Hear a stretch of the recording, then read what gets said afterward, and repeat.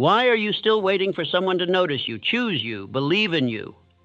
What will it cost you to keep asking for permission to become who you already know you are? This speech will expose every lie you've told yourself about why you haven't built the life you want. It will show you how every delay, every hesitation, every moment of doubt was not imposed by the world, but created by you. You will learn the exact mindset that built fortunes. You will see how men like Ford, Edison, and Carnegie rose, not because someone discovered them, but because they chose themselves first and obeyed that choice daily. When this is finished, you will no longer ask to be seen. You will act as one who cannot be ignored. You will stop drifting. You will stop hesitating. You will choose yourself and finally mean it. Now listen closely. The rest of your life depends on it. Until you choose yourself, you will spend your entire life begging others to notice you, believe in you, call on you, validate you. But life does not reward the one who waits. It rewards the one who declares. No king was crowned by committee. He crowned himself with decision, action, and law. This is what it means to finally choose yourself. You were not sent here to seek approval. You were not born to ask permission. You were not made to drift in the shadows of weaker men's expectations. And yet, that is what you've done.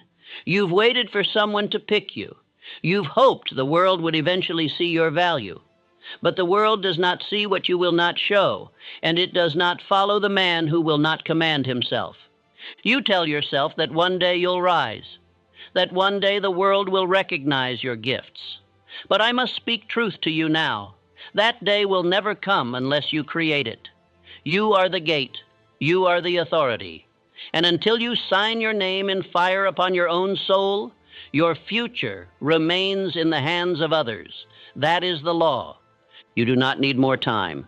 You do not need more knowledge. You do not need more followers, applause, or encouragement. What you need is to make one final, definite decision. I choose myself now and forever. And from that moment forward, the man who walked in hesitation must die. The reason most men remain poor is not because the opportunity has passed them. It is because they refuse to declare themselves worthy of it. The reason most men remain weak is not because strength is unavailable. It is because they never chose to command it. Do you understand what I'm telling you? The future is not owned by the most talented. It is owned by the most definite, the most committed. The man who moves forward not because the path is clear, but because he refuses to stop. He does not wait for someone to open the door. He builds his own gate and walks through it. That is what it means to choose yourself. Let me ask you now, how many years have you waited? How many seasons have you said, I'll begin when I'm ready? How many times have you asked others to believe in you while you still lived in secret hesitation? That ends now. The greatest prison you'll ever live in is the one where you pretend to be small. The greatest lie you'll ever tell is the one where you say, I'm not ready yet. The man who chooses himself does not ask the world for permission. He declares war on every doubt and backs his words with discipline. This is the speech that begins your freedom. It will not flatter you. It will not soften you. It will not comfort the part of you that wants to stay safe. It will do something better. It will burn away the false you. It will reveal the version of you that is not waiting, not apologizing, not drifting, but building. You are going to hear the truth you've avoided. You are going to hear why you have not become what you know you could be. And you're going to learn what happens, what truly happens, when a man finally decides that he is no longer for sale, no longer on hold, no longer sleeping on his purpose. There are 9 laws I will give you, 9 doors you must walk through. Each one is built on fire. Each one will require that you abandon your excuses, face your reflection, and become the authority in your own life. This is not for the faint of heart, but you did not come this far to stay weak. Write this now. I am the one I've been waiting for. Again, I crown myself through action. Again, my law begins with my decision. Say it aloud. Write it in blood on the page of your discipline. And now we begin the first law. You were not born with command. You were not born with clarity, conviction, or power. You were born with potential, but potential is nothing until it is demanded. And the demand must come from you. No man is born chosen. No man arrives into this world with a crown. You must choose to wear it, and then build the head to bear its weight. You keep asking, when will someone see me? When will the world take me seriously? But hear me now, the world does not choose builders. It simply responds to them. It bends for those who bend themselves to a decision. It follows the man who commands himself before anyone else ever does. If you wait to be picked, you will rot in obscurity. Because power is self-bestowed, there is a tragic mistake that most men make. They believe that confidence comes from praise, that leadership comes from popularity, and that clarity comes from consensus. But the truth is far more brutal, far more glorious.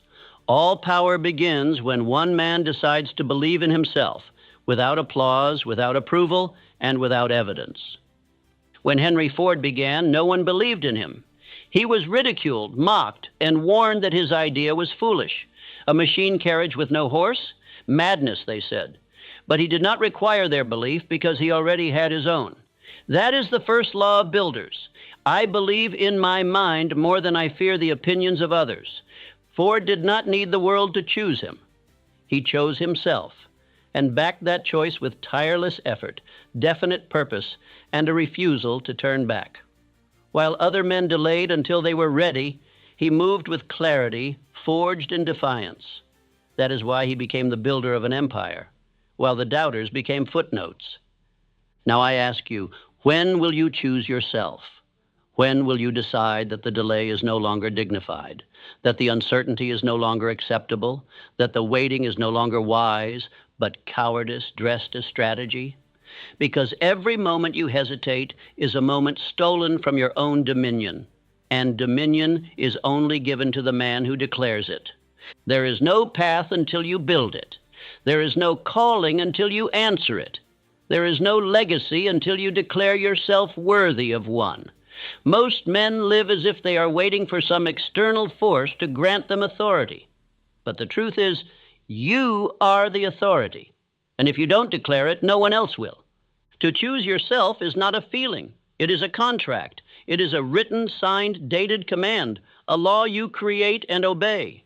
And if you have not written it, if you have not declared it, if you have not signed your name under your own definite chief aim, then you are still drifting, still waiting, still lying.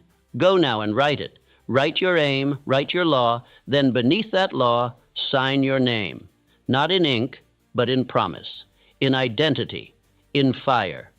Your signature means this: I choose this path even if no one else does. I walk it alone if I must. I obey the vision, not the world. You say you want purpose. You say you want freedom. You say you want to change your life. But you cannot have these things if you do not first choose yourself, not as a passing emotion, but as a binding oath. That oath is not to be broken. That oath is what separates the drifter from the builder, the beggar from the king. Understand this: every great man you admire did not begin great. He began alone, in doubt, in obscurity. But what made him powerful was not applause, it was decision, a private decision that he was no longer available for mediocrity, that he was no longer willing to betray himself for the comfort of others. Think of Abraham Lincoln, mocked and belittled in his early years. He lost more elections than he won. He suffered publicly. He grieved privately. But he still carried the burden of leadership, not because others believed in him, but because he believed in his cause. That is what it means to choose yourself. It is not self-centered. It is soul-centered. It is a man saying, I will carry this, even if I am doubted, even if I am hated, even if I am alone. I will carry this because I must, because I choose it. That is your task now. That is the first law. Do not wait to be appointed. Appoint yourself. Now hear me clearly. From this day forward, If you wait for anyone to give you permission, you have broken the law of self-choice. From this day forward, if you downplay your dream in order to be accepted, you have surrendered your own throne. From this day forward, you speak and act and walk as the one who has already chosen himself. You are not asking to be accepted. You are building a life that makes acceptance irrelevant. You are not waiting to be invited. You are walking through the door with command in your step. You are not begging to be seen. You are living in such obedience to your purpose that your results cannot be ignored. Repeat after me. I no longer wait to be picked. I stand where others hesitate. I write my aim. I sign my name. I begin now. And again, until it enters your bones. I no longer wait to be picked. I stand where others hesitate. I write my aim. I sign my name. I begin now. Now go. And build your aim with such fury that the world forgets it ever doubted you. You are not here to be chosen. You are here to choose yourself. You believe others are the reason you have not begun. You tell yourself you need more support, more encouragement, more recognition, more belief from them. But I tell you now with divine certainty, no man ever receives from others what he has not first given himself. Approval is not granted. It is first claimed in silence. Every time you wait to feel seen, to feel validated, to feel ready, you are betraying the one man who can build your future, yourself. You do not lack favor. You lack decision. You do not lack talent. You lack ownership. And until you give yourself the authority you've been begging others to give, you will walk this earth like a ghost with a golden heart, unrecognized, unused, undone. Let me tell you a truth that will either break your illusion or build your foundation. The world reflects what you radiate.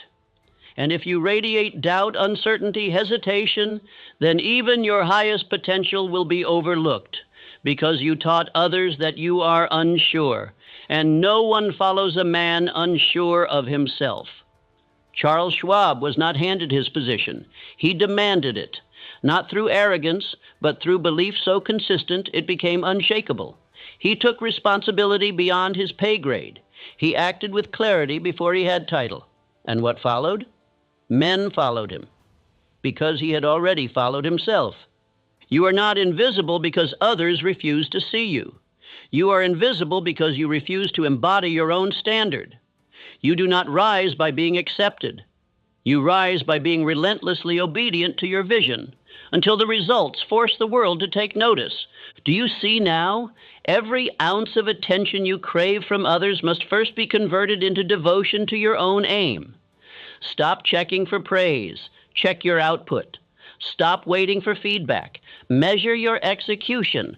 Your work is your proof, and no man with proof needs permission. You say you feel rejected, but I ask you, have you accepted yourself yet? Have you stood in front of the mirror, not with shame, not with waiting, but with declaration, and said, I am the man who builds. I am the man who commands. I am the one I've been waiting for. If not, then you are the first one to reject you, and no amount of applause will heal that. It must be reversed by decision, internal, unwavering, daily. You cannot keep asking the world to confirm a belief you refuse to live. This is the law. Identity is not a gift. It is a construct, and it is constructed by repetition. If you do not speak your aim aloud, write your aim daily, execute your aim hourly, then your identity will drift into the hands of the world. And the world will shape you, not into a builder, but a bystander. Let us speak now of your rituals. Do you rise early? Do you recite your aim? Do you move with order? Or do you drift, react, hope, and wait? Because if you do not treat your aim like law, it will never manifest.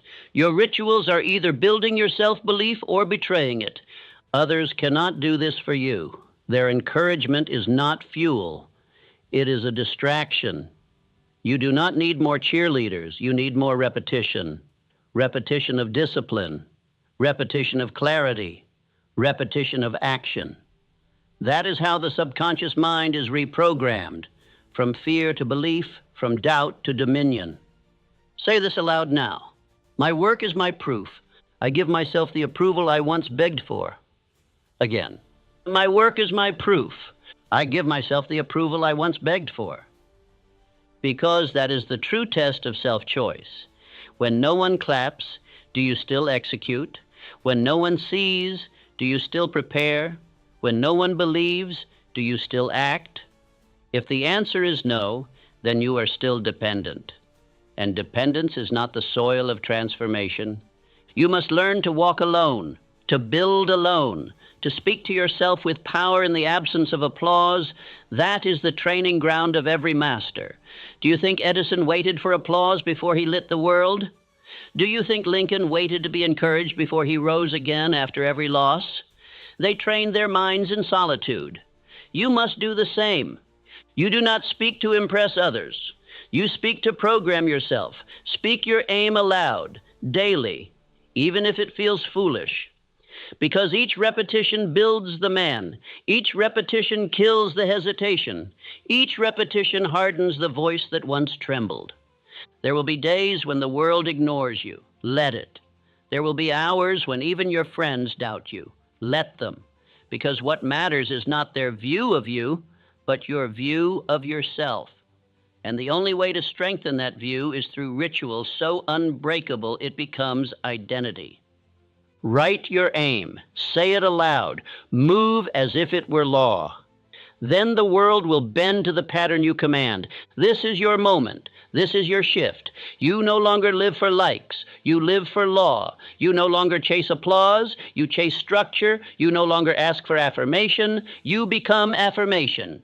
Now repeat with me. I move as the proof. I no longer ask. I demonstrate. My standard makes me seen. Again. I move as the proof. I no longer ask. I demonstrate. My standard makes me seen. You are not here to be noticed. You are here to be undeniable. And that does not come from the crowd. It comes from you. You say you've chosen yourself. You say you've decided. You say, I'm ready now. But I do not ask for words. I ask for evidence, because many men declare themselves in emotion, but abandon themselves in practice. And that is not self-choice. That is self-betrayal dressed in passion. If you still obey laziness, if you still submit to distraction, if you still choose comfort over clarity, then your self-choice was not a decision. It was a fantasy. True decision is never declared merely in speech. It is demonstrated in obedience. And obedience is the test of every man who has claimed his own throne. Do you rise when you said you would? Do you speak your aim aloud before sunrise? Do you complete what you start, no matter how you feel? If you do not, then you are not yet a builder. You are still a beggar, wearing the crown of a king he has not earned. Thomas Edison did not choose himself in a moment of excitement. He chose himself and proved it 10,000 times in failure. 10,000 experiments, 10,000 trials, 10,000 demonstrations that his oath was real. That is what proves self-choice, unbreakable persistence in the dark. You must understand, your actions are your signature. Your rituals are your identity. You can declare yourself in a journal, but your calendar will testify against you. Your habits will speak louder than your voice. Your behavior will expose the truth. This is why most men never transform. They confuse inspiration with transformation. They confuse affirmation with law. They confuse I feel ready with I am proven by discipline. But true builders know, I do not act when I feel like it. I act because I said I would. Discipline is the fire that forges the chosen man. Without it, your declaration is hollow. Without it, your identity is weak. Without it, your self-belief is a house with no foundation. And no matter how confident you sound, the storms of life will break you if you are not disciplined. Build your rhythm. Declare your law, then obey it without delay. Rise before dawn. Speak your aim aloud. Review your plan. Execute without mood. Track your habits like a soldier. Correct with speed. Build through repetition. Repeat that rhythm until you become the man you decided to be. Do not wait to feel powerful. Act with power. Do not wait to feel ready. Act with readiness. Do not wait to feel certain. Act in certainty. Because every time you act in obedience to your aim, you become your aim. There is no substitute for discipline. It is the only proof of belief.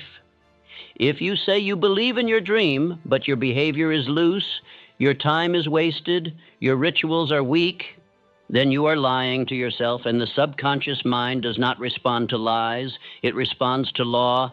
This is why so few ever rise. They hear the principles, they admire the stories, but they do not commit to the daily fire, and without that fire, no man ever becomes who he claims to be. Edison knew this. Carnegie lived this. Ford demanded this, and you must do the same. Let me give you a law. Whatever you repeat with discipline becomes identity. Whatever you delay becomes decay. Whatever you excuse becomes law in your life. And whatever you execute daily becomes your new destiny. You must now remove the softness from your structure. Set your wake time. Set your action hours. Set your targets. Review your plan. Speak your creed. And execute it even when tired, especially when tired, because it is obedience and exhaustion that proves whether you are chosen or pretending. Stop waiting for alignment. Align yourself. Stop waiting for motivation. Move without it. Stop waiting for momentum. Create it. That is what separates the man who has truly chosen himself from the one who merely felt inspired. Say this aloud now. My actions confirm my decision. I follow my own law with military will. Again, my actions confirm my decision. I follow my own law with military will. Let the world be ruled by men of emotion.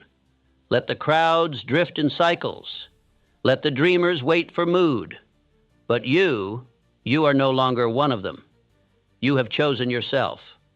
And that choice must be proven in obedience.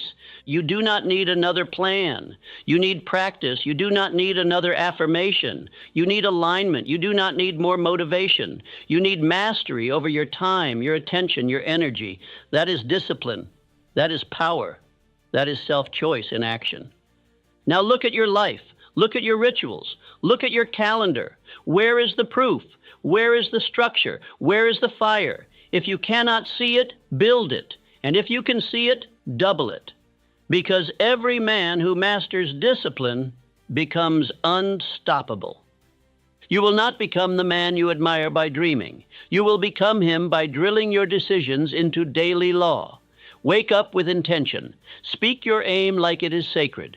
Move like a soldier of destiny. Correct your weaknesses. Remove softness. Build in the dark. That is what the greats did. That is what you must do. Edison, Ford, Carnegie, Hill, they did not become who they were through emotion. They became who they were through repetition of disciplined action, forged in solitude, proven in silence. Now say it once more. My actions confirm my decision. I follow my own law with military will. Discipline is my identity. Obedience is my power. This is your fire. Let it burn. The moment you declare that you are the builder of your life, the king of your direction, the master of your fate, you forfeit the right to blame any man, any woman, any condition, or any moment for what you do not yet possess. The chosen man does not blame. He builds. Blame is the shield of the uncommitted. It is the voice of the drifter. It is the vocabulary of those who never chose with force. For as long as you blame, you are admitting that someone else holds power over you, and the man who gives away power in thought will never possess it in life. Let me make this clear. Until you eliminate all external blame, you have not truly chosen yourself. You are still acting. You are still performing the part of a master.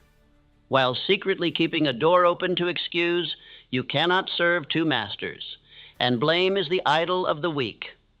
A man cannot say, I am the commander of my world, and then say, but my results are because of him or her or them. That is spiritual contradiction. That is lawlessness in the soul. And wherever contradiction exists, confusion follows, and power disappears. Abraham Lincoln understood this. He was mocked, doubted, defeated, and despised. But he never pointed the finger outward. He accepted the full burden of the Union as his own, because he had chosen the identity of leader, and he knew that a leader blames no one. When you crown yourself, you sign a contract. That contract reads, from this moment forward, I am the cause of my life. And every result, whether wealth or weakness, glory or failure, is mine to own. If I fail, I correct. If I fall, I rise. If I lack, I build. If I lose, I learn. This is the high cost of self-choice. You will no longer have the comfort of blame. You will no longer have the excuse of environment, the scapegoat of upbringing, or the seduction of sympathy. The world will offer you these comforts, but you must burn them, for they are chains.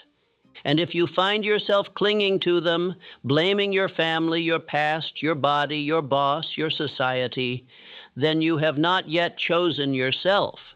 You have only said you have.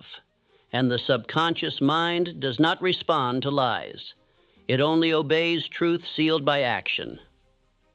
So I ask you, who are you still blaming? Who do you secretly believe owes you something? What name comes to mind when your goals are delayed? Write it down, face it, and then speak aloud. I am responsible. I remove all blame. Because the man who keeps blame alive, even secretly, builds a future on sand. And when the pressure comes, when the hour of challenge arrives, he will collapse, because the structure of his identity was never forged in full authority. It was still dependent on the faults of others. Your next level is hidden behind the door of responsibility. That is where freedom lives. That is where your full potential awakens. That is where the chains break, not because someone frees you, but because you decide, I am the only builder here. Audit your results. Everyone. The money you have, the strength you carry, the skill you've sharpened or not. Each result is your teacher. It is not punishment. It is measurement. And if the result is not what you want, then change the pattern, not the blame. Say this aloud now. I am the source of my results. I do not blame, I build. Responsibility is my freedom. Again, I am the source of my results. I do not blame, I build. Responsibility is my freedom. Understand this. Blame is emotional slavery, but responsibility is emotional sovereignty. The moment you say, I am the cause, you also become the solution. The moment you say, it's on me, you become free to move, free to correct, free to accelerate. The world is filled with men who blame. Their voices are loud, their excuses are poetic, their reasons are endless, but their results are hollow. Do not join them. Separate yourself. Build your name on law. Speak only what empowers. Stand only on truth. Own every moment. Edison did not blame the darkness. He built the light. Ford did not blame the limitations. He built through them. Carnegie did not blame poverty. He converted it into power. And Hill, when left without answers, created his own. That is what chosen men do. Now look at your life. Look at your decisions. Look at your results. Where have you made excuses? Where have you surrendered your authority? Where have you softened the truth with story? Go there, face it, and then rewrite it with action. Say it again with full voice. I am the source of my results. I do not blame. I build. Responsibility is my freedom. This is the fourth seal of self-choice. Burn the crutch of blame and walk in your own power. If you have truly chosen yourself, you must now face the next test. And it is not applause. It is not recognition. It is isolation. Because the man who walks in his own law must often walk alone. Power is not born in crowds. It is built in the silence where only your decision can echo. Most men cannot hear themselves because they are surrounded by noise, by opinion, by praise, by distraction. They confuse attention with confirmation